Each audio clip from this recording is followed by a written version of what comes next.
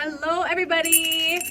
It's Giving Tuesday, and I'm here with Carrie from Infinitely More Life to tell you a little bit about our projects that we have going on this year in Kenya. So, for those of you who don't know, I'm going to set down my bell before it jingles this entire video. For those of you who don't know, my name is Autumn Kastein, and I am the owner of Little Munchkins and Autumn's Closet here in Fond du Lac, Wisconsin, and we are a huge supporter of Infinitely More Life. And this year for Giving Tuesday, we wanted to just jump on and share a little bit of information with you about what projects we have going on in Kenya with that coincide with our Pregnancy Crisis Center. And so today, Carrie drove all the way up to Fond du Lac to visit with me. And for this Giving Tuesday, why don't you tell them a little bit about the coconut processing plant that we are establishing in Kenya and why we've decided to go that route? Absolutely. I think that starts with the need. It's really hard to understand the need that there is in Kenya because of how we live here. Yeah. And we think here, like, we have options, and we do have options. We have food banks, we have, food stamps, we have churches, we have friends, we have family, that if we don't have food, they are in a lot of times a different circumstance. And in Kenya, that's not the case. In Kenya, when someone doesn't have food, it's usually because there's not rain. And then your neighbors don't have it either, because if you don't have rain, your neighbor doesn't have rain either. And so the desperateness of the circumstances, there is no food stamps, there is no government assistance, there is no anywhere to turn. We started a pregnancy crisis center because there is nowhere to go. And so you're just left alone. And especially when you're a teen and pregnant and kicked out of your home, you're left to the streets, and there's just desperate circumstances. And what are their options? I mean, really, their options are prostitution and that sort of thing, and then it's just a reoccurring vicious cycle with the Pregnancy Crisis Center. And so these women are trying to find ways to feed their family, and that's a comment I get a lot is, well, why are we doing this work in Kenya? Why are we not trying to help people here? Well, like Carrie just mentioned, here we have so many resources. We have food pantries, and we have programs that help families get food when they need food, and just assistance with housing and childcare and that sort of thing. And in Kenya, there is no support system like that. There's nothing like that. And so a lot of times here, it's a matter of those people seeking help and going to the correct resources, and there are resources out there for them that are available. They just have to take the time to look into it a little bit further and get those contacts. Whereas in Kenya, like you just said, there's no option. They grow their own food a lot of times, and if there's no rain, there's no crops, there's no food, these women are desperate to take care of their family. So your Pregnancy Crisis Center assists with that problem with these women that are pregnant and in dire need. But our goal for 2021 and going forward is to not just get them out of that initial crisis situation, having their baby and starting to raise their baby and finding those skills that they can learn to provide for their family, but it's to actually establish something like an organization, like a coconut processing plant, where they can make their own materials and they can continue to provide for their family and have a job that they're self-sustained. So that's our main goal. Absolutely. It's income generation. It's great to pull people out of trauma, and that's so important. I know that from my own life. I know that that part is so important. The spiritual and emotional trauma is huge, and we need to do that, and we are doing that. But there's a secondary step, and a lot of this trauma happens because of financial dependence. A girl needs a pad for her period, and so a guy gives her that pad for a few months and then expects payment.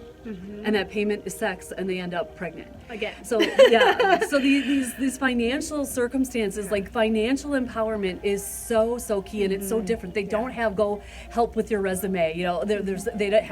Most of our girls come to us at a third grade level. They're 14, 15, 16, 17, 18 years old, and they're at a third grade level, and not just reading, but math and English and all of those skills. And so we build that up, and then of course we're working to provide these income generating projects. And so this one is our first one outside of our house. This is not going to be in our house or our vocational center. This will be literally a place where people are making money immediately. These girls will go, they will learn it, they will work it, and they will get paid immediately for the work they do. These girls that we'll work with have kids that are 4 or 5 years old, so they should be in school. And so then they're able to get their kids in school, and of course provide the food and nutrition that these kids need to be able to learn as well. So it is life-altering. Life-changing. And like you mentioned earlier when we were just discussing before we jumped on here, is that our end goal is for them not to be financially dependent on us here providing things and sending things over from the United States. We want them to get to that point where they have that income coming in and they have supplies and they have ways to keep expanding. Now, tell them a little bit about what type of products the coconut processing plant makes. Like, what are these ladies going to be making that they're able to sell to generate that income? Absolutely. The coconut has so many things to offer. Number one, the fibers on the outside of a coconut, which you might not see in a store here, but in Kenya, when you see them live off of a tree, there are fibers on the outside of a coconut. You can harvest those and people make rugs out of those. So we would sell that to people that are doing that. Then you crack the coconut open, you've got milk in there. You can ferment that and it makes alcohol, but that's not what we're doing. We will either sell that to someone that is already doing coconut milk processing, or we will process that ourselves and package that and sell that ourselves. Then from there on, you can use the meat of the coconut for so many things. It can be for baking things. It can be for coconut oil. So many different things. Lotion you mentioned. Yes. I want some of that when they start making that. Yep. And so that's what we're going to focus on is the lotion. And it won't be for sale in the U.S., but at the same time, maybe for you, we'll bring a jar over. But that's the key to this. It's like we don't want them dependent on us. I mean, COVID, and even long before COVID, even our Etsy store, which is great. We love our Etsy store and we love people that purchase there. It helps build confidence. It gives us some funds to give them more vocational options, but it's not going to support them long term. And that is not our goal with our Etsy store. But this project, it is our goal to be long-term self-sustaining within Kenya, not to have to depend on outside markets, but local markets that they're able to then to package this and sell this, and then that income that keeps generating. And hopefully we'll get to that point within the next few years so that we can refocus. I mean, we do so much work, you guys, within the United States as well, and so hopefully we can spend time refocusing here as well, and where our roots first started too. Absolutely. So and we do that. We do a lot of emotional healing. Infinitely More Life, you can go and find us.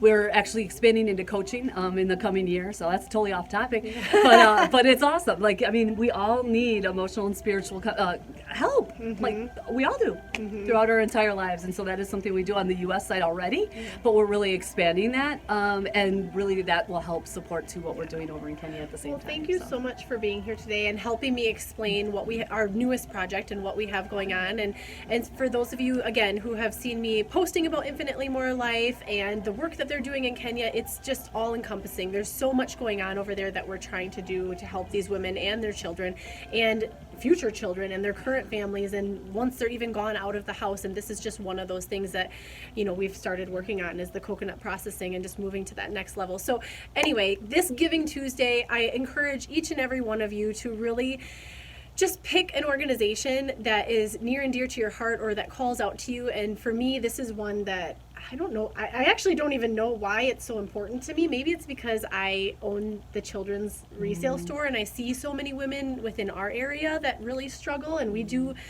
as much as we can here to help them, and I kind of see that within you and your organization as well. It's just that it happens to be in a different country. And so I just encourage you to find an organization that calls out to you and give back. It's the season for giving.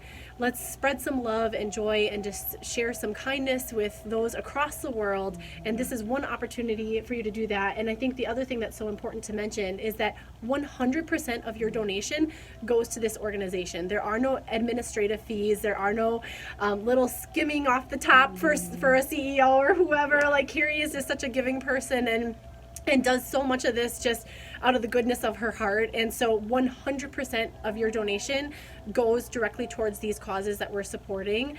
And it's just an incredible place to donate, to know that all of your money is going directly to the cause, because that's not the case with every charitable organization, unfortunately. So this holiday season, we hope that you take the time to learn a little bit more. Again, visit our website if you want to, really delve into all the things that we're doing and see all the ways that you can donate or make purchases that support our mission. Absolutely. And we just thank you for tuning in and taking 10 minutes of your day to hear about what we have going on for 2021. So. Absolutely. And I just want to mention the website is mercieslight.org. So that's where you can find out more information. And also right now on Giving Tuesday itself only, we have a really generous donator that is matching all funds up to $1,500. And so we need about that much to start this, and we want to have a little cushion just in case, because it's Kenya.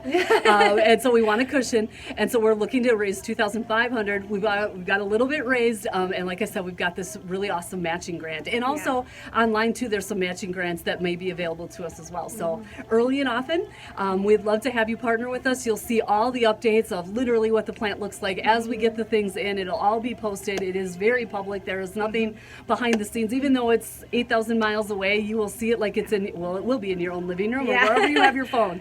You'll be able to see that daily. Exactly. Yeah, so I love watching it. And follow on Facebook as well, because there's a lot of updates that happen on our Facebook page. And just really fun to follow along. So anyway, we won't take up any more of your time. Have a happy Giving Tuesday and a happy holiday season. God bless all of you, and thank you so much for your support and your love this year.